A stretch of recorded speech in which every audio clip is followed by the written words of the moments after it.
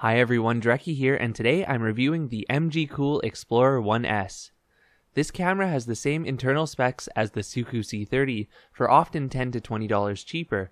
Does it live up to the hype though? You're about to find out. Full disclosure, this video was sponsored by Gearbest, meaning they sent me a free copy of the camera for review. Gearbest always have sales going on, so check them out if you're interested in buying this camera. Right off the bat, I just want to say that this camera is not the same thing as the MGCool Explorer Pro or the MGCool Explorer, or as far as I know any other MGCool cameras, so this review only applies to the 1S and not the other MGCool cameras which may be similarly named.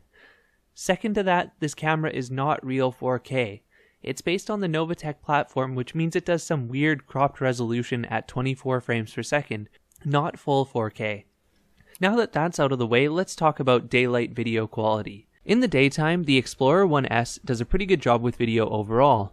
It's sharp and there's lots of detail, although I found the color to be a little bit on the blue side.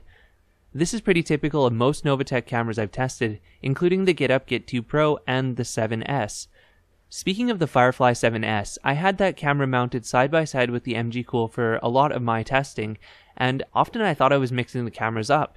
In terms of video quality, they're very similar. Color balance is slightly different, of course, but I found that the MGCool was actually sharper out of the box than the Firefly.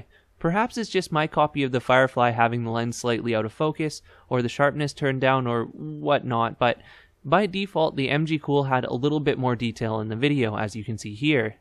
Pay attention specifically around the grass. I can't really say which camera I like better for color, as they're pretty close, and in some situations I prefer the 1S, while in others I prefer the 7S. But one thing to note is that both cameras have the gradient issue in the sky that many Novatek cameras I've tested have, where lighter blue does not smoothly transition to darker blue, instead there's a jump in color. 1080p 60 is definitely the best format that this camera shoots. Once you start to get into a little bit lower light though, the 1080p 60 starts to drop frames.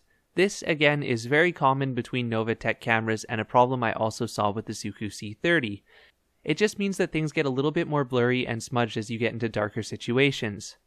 Setting the camera to a 30 frames per second mode usually solves this, but it doesn't make it 100% better. There is one big problem with the video quality, however, that I have not talked about yet, and that is the fact that the gyro sensor does not seem to work. When I turn it on, it automatically turns itself back off. This is a little bit of a deja vu with the LightDAO LD 4K that I had earlier, and when I contacted MGCool and asked for a firmware update, there was no response, so I'm still waiting to hear back from them to see if they've fixed this yet. I couldn't find a firmware update online though, so at the moment just assume that this camera doesn't actually have a gyro stabilization. At night, video is very typical of other Novatek cameras with this hardware. I'd say almost exactly the same.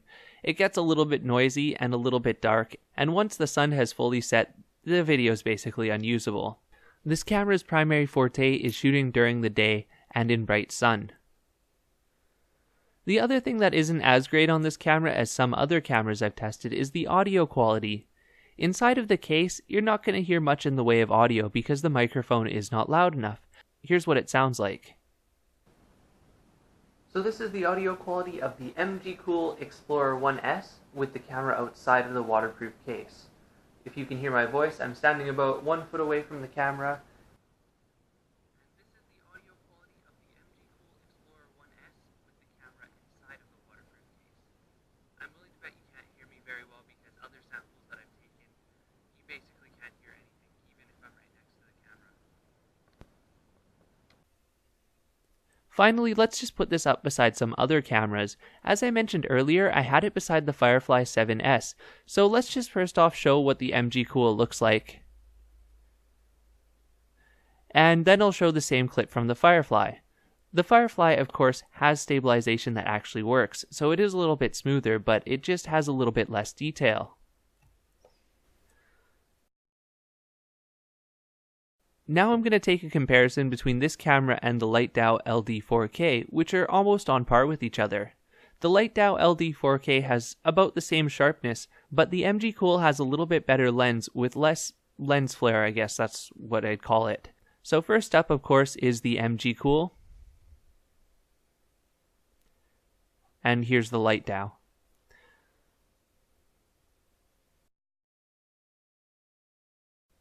Photos from this camera are pretty good, but they are a little bit on the blue side. They do have lots of detail thanks to the 12 megapixel sensor, however, for some reason they're a little bit more blue than the video. Check out this comparison between the video and a photo screenshot and you'll see what I mean. It's just a little bit more blue, not significantly so, but in the photo you can definitely see the harsh gradient a little more in the sky than you can in the video.